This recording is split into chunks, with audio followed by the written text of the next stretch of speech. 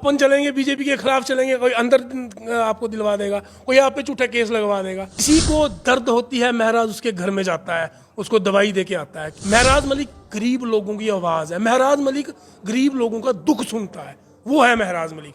आप बात कर रहे हैं उसमें पीएसए लगाया, पीएसए का मतलब हो गया पब्लिक सेफ्टी एक्ट। आप मेरे को एक बात बताओ, महराज मलिक के बाहर रहने से पब्लिक को क्या खतरा था? आईएएस लेवल का ऑफिसर है, आप उसको गाली निकालोगे, वो तरीका ठीक नहीं है। लेकिन ओवरऑल आप देखो, महराज मलिक जो है एक अच्छा इंसान है, नेक दिल इंसान है, साफ दिल इंसान है। जितने भी हालात खराब हुए हैं डोडा में, वो ड्यू टू एलजी प्रशासन, इनकी वजह से होंगे। अगर किसी बंदे ने विंटर में गलत काम किया, ठीक है, उसके मालिक का क्या कसूर था? उसके बाद आपने उसके मालिक को मारा, उसको मारा, आप कौन सी अथॉरिटी हो किसी को मारने वाली? कानून बैठा है जनाब, कैसी बात कर रहे हो? मैं वही आपको बता रहा हूं, अगर आपने ही हर चीज का फैसला करना है, आपने ही हर चीज का रिजल्ट लाना है, तो कानून क्या करेगा फिर? ठीक है, अगर कोई मसला बनता है यार, पुलिस के पास जाओ ना, पुलिस के पास क्यों नहीं गए? आप देख रहे हैं न्यूज़ शहर इंडिया और मैं हूं आपके साथ अल्ताफ हुसैन।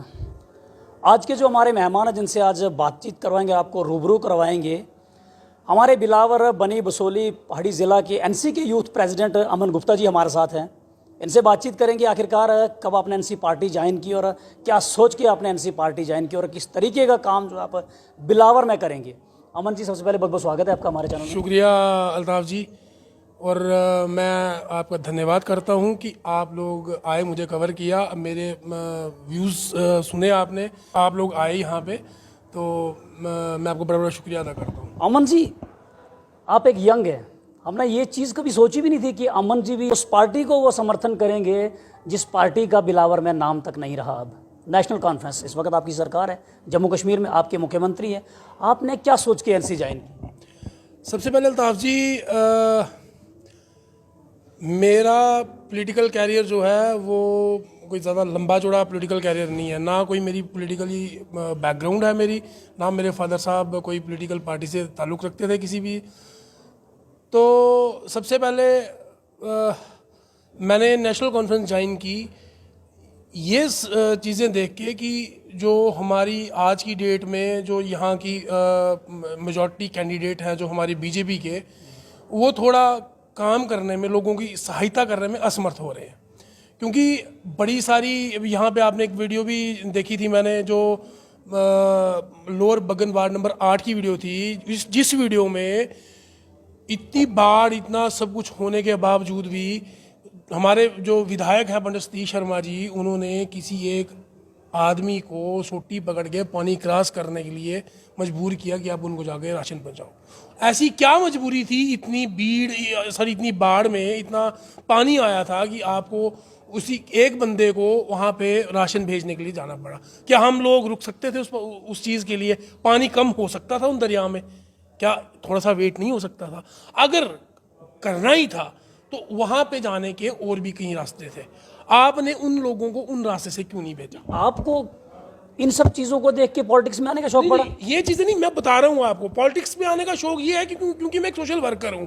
मुझे कोई फ़ोन करता है, मैं कहीं फंसा हूँ, मैं कहीं मेरा कोई काम नहीं कर रहा, हम तो जाते हैं, साथ में जाते हैं। आजकल तो हर कोई सोचता है कि मैं बीजेपी में जाऊं, लेकिन आपने उस पार्टी को चुना जिसका तो खाता ही नहीं है बिलावर में, कोई उसका वर्कर तक नहीं है बिलावर में। मैं आपकी बिल्कुल बात समझ रहा हूँ, खाता नहीं है, खाता खोलेंगे ना, ये किसने कहा खाता नहीं है? आज भी आप ग्राउंड लेवल पे जाओ, लोग मजबूरी की डर के मारे लोग ओपन नहीं आते। यहाँ पे तो नाम भी नहीं है एनसी का जनाब, यहाँ पे बड़े सारे वर्कर हैं एनसी के, लेकिन डरते हैं। डरते किस चीज़ से हैं? बीजेपी से। क्यों? ओपन चलेंगे, बीजेपी के खिलाफ चलेंगे, कोई अंदर आपको दिलवा देगा, कोई आप पे झूठा केस लगवा देगा। मैं नहीं डरता। आपने ओपनली जान की, जिन लोगों को नहीं, बहुत सारे लोगों को उन्होंने ये चीज़ एक्सेप्ट नहीं की थी कि अमन गुप्ता जी पॉलिटिक्स में आएंगे और नेशनल कॉन्फ्रेंस की ओर से वो। सर, अब बात ये है कि मेरे को दिमाग में नहीं है कि उन्होंने क्यों नहीं एक्सेप्ट किया। क्या एक बात बताओ, क्या बीजेपी को छोड़ के किसी और पार्टी में जाना आपको कहाँ से लग रहा है ये गलत है? मैं आप बताओ मेरे को, आपको कहाँ से ये चीज़ लग रही है कि ये गलत है? मैंने नेशनल कॉन्फ्रेंस ज्वाइन की। आप एक नौजवान हैं, फिर नौजवान है आप, क्या बिलावर के लिए आप काम करेंगे?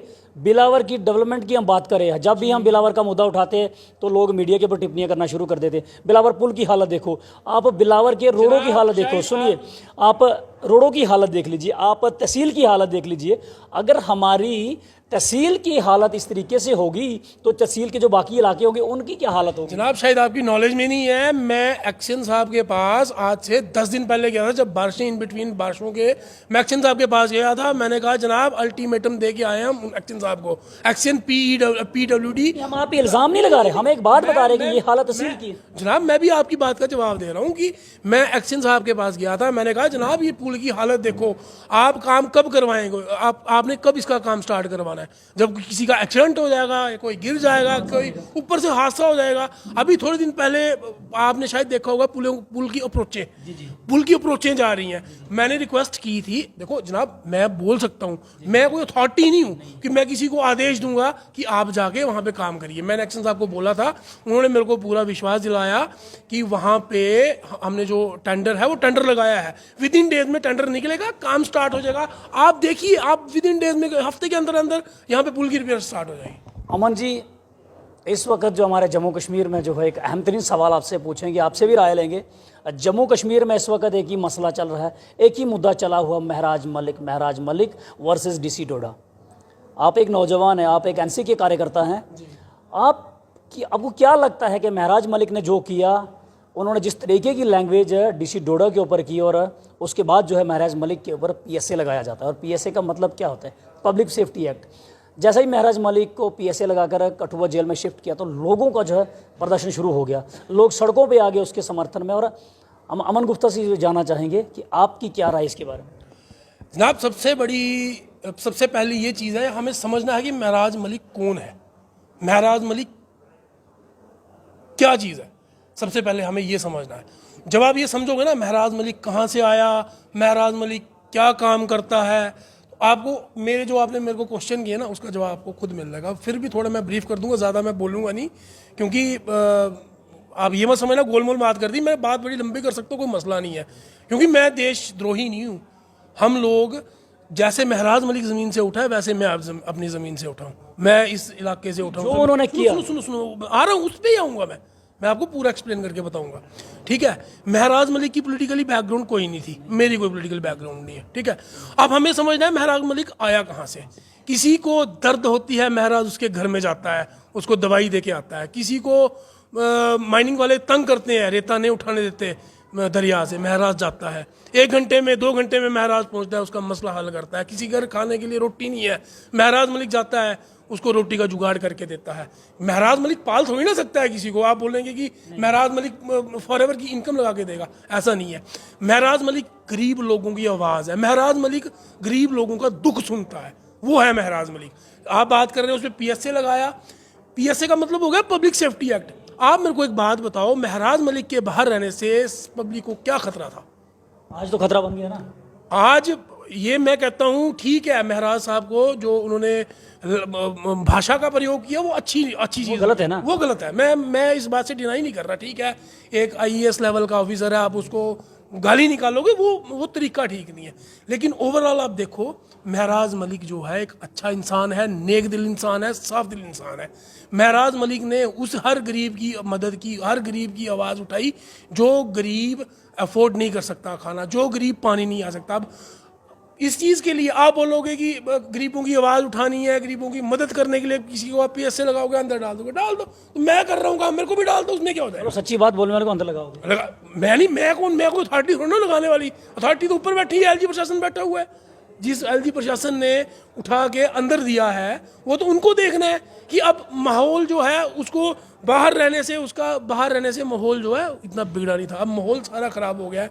इन्होंने डोडा में इंटरनेट सर्विसेज बंद कर दी है। आप जाके देखो इस समय, अगर मेरा कोई रिलेटिव है या आपका कोई रिलेटिव है, फ़ोन करके पूछो क्या हालात है।